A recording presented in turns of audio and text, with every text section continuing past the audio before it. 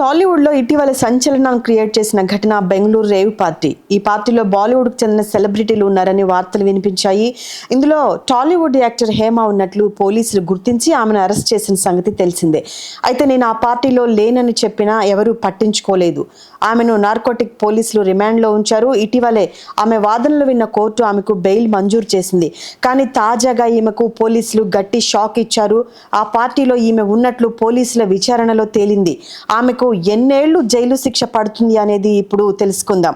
Rave party గురించి నార్కోటివ్ పోలీసులు సంచలన విషయాలు బయటపెట్టారు.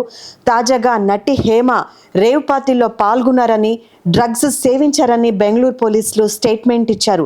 అంతేకాదు ఆ పార్టీలో నటి హేమ MDMA డ్రగ్ను తీసుకున్నట్లు ఆధారాలను సేకరించి అందుకు సంబంధించిన మెడికల్ రిపోర్టులను కూడా జత చేశారు. అయితే ఇప్పటికే ఈ కేసులో మొత్తం 88 మందిని పోలీసులు నిందితులుగా పేర్కొన్నారు. 1086 పేజీల ఛార్జ్షీట్ను బెంగళూరు పోలీసులు దాఖలు చేశారు.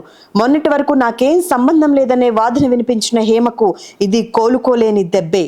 ఆ తర్వాత పోలీసులు ఎలాంటి స్టెప్ తీసుకుంటారో అన్నది ఆసక్తిగా మారింది.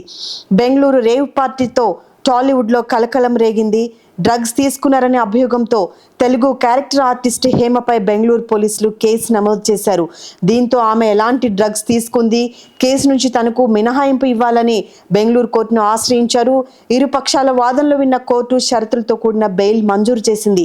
రేవ్ పార్టీ నిర్వహణలో కీలక పాత్ర పోషించడంతో పాటు పార్టీలో డ్రగ్స్ వాడకంపై పోలీసులు వేసిన ఛార్జ్షీట్పై బెంగళూరు కోర్టు విచారణ చేపట్టింది.